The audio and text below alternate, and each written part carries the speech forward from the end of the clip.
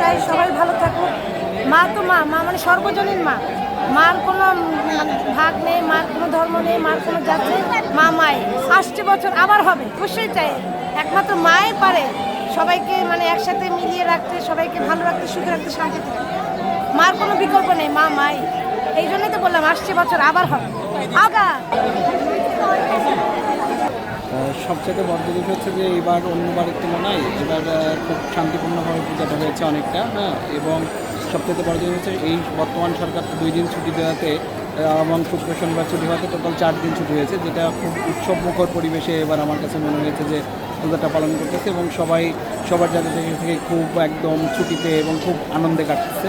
আর দেবী দুর্গার আগমন উপলক্ষে তো সবচাইতে সবারই মনে একটা সুন্দর বা ভালোবাসা এবং যখন আজকে বিসর্জনের মাধ্যমে এটা শেষ হবে, হ্যাঁ, সেটা খুব আমাদের জন্য ব্যতীত। তো আমি আশা করি যে সবাই এই দুর্গার আগমন উপলক্ষে বা এই উপলক্ষে সবাই সুখে শান্তিতে বসবাস করুক এবং বাংলাদেশ ভালো থাকুক।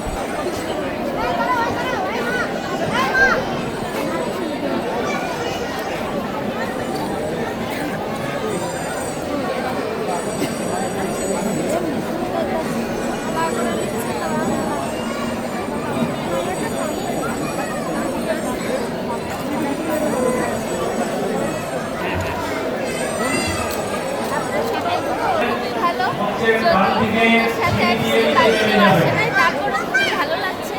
মায়ের পূজা মানে যেখানেই করি না কেন মা তো আছে, সবাই আশীর্বাদ করছে আমাদের জন্য।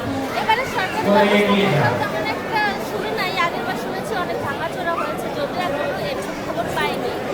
তারপরেও আশা রাখবো যেন ভালো থাকে, এরকমই থাকে।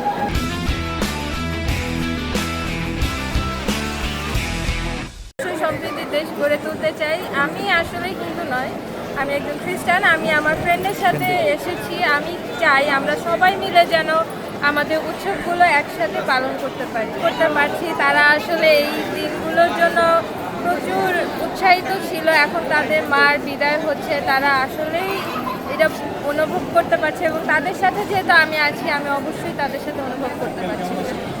অবশ্যই মায়াকে বিদায় দেওয়ার জন্য অবশ্যই আমাদের মনটা খুব ভারাক্রান্ত হয়ে আছে।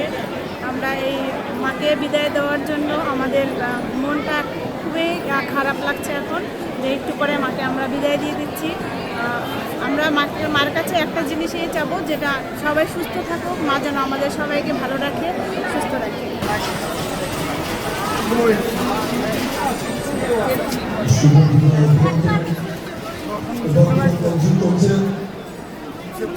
ভালো লাগছে, আমার কষ্ট লাগছে। আজকে শেষ দিন, মা বিদায় নেবে, সাথে দেবে, তার জন্য খুব ভালো লাগতেছে।